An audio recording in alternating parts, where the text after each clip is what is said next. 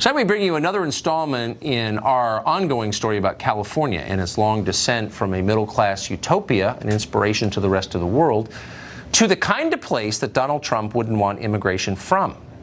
For example, third world countries are known for election fraud. California's DMV has just admitted to accidentally registering more than 1,500 non-citizens to vote.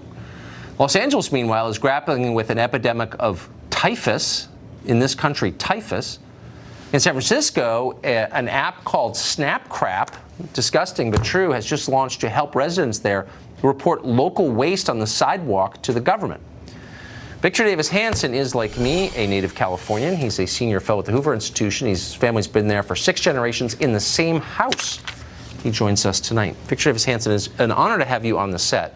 Thank you. After all these years of talking to you by remote. So let's just stand back really quickly and ask the obvious question. How did the greatest state go to what it is now? You know, it was a perfect storm, Tucker. First of all, we had $3 trillion come in for capitalization of Facebook, Google, and Apple, and it convinced millions of people in that area where the money was concentrated, Hollywood, the big universities along that coast, that they were not subject to the ramifications of their own ideology. So they could afford to dream and have all of these restrictions, greater regulations, green utopian ideas, and it was always going to affect other people, mostly in the interior, but not always. So housing went up because of the regulations, small businesses fled, taxes. We had the highest basket of gasoline sales and income taxes in the 9 states. But that doesn't make sense. I mean, the taxes in Saudi Arabia are very low because they have, like the Bay Area, this like. But there were other elements to this disaster, unfortunately. We had about 10 to 15 million people who came across the southern border without legality, without English, without a high school diploma, and not on a meritocratic basis. So all of a sudden, California became a medieval society. It's like a keep.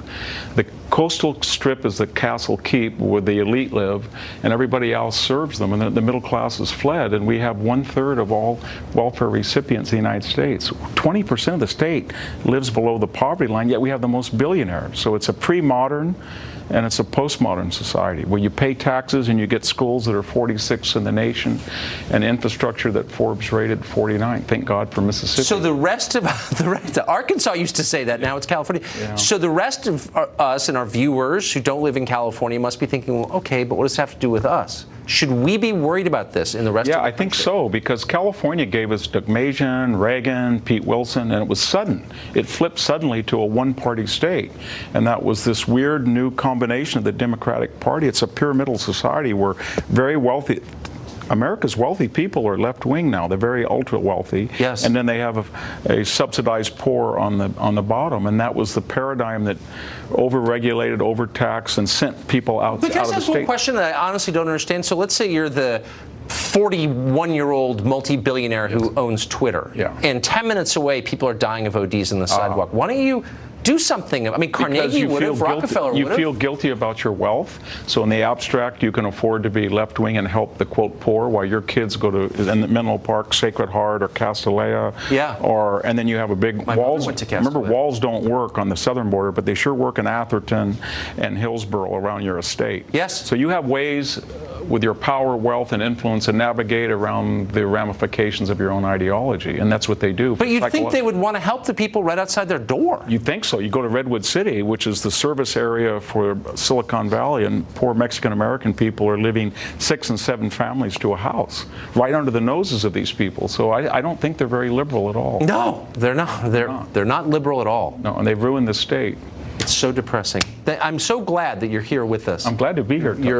Our viewers love you, so thank you for coming on. Thank you for having me.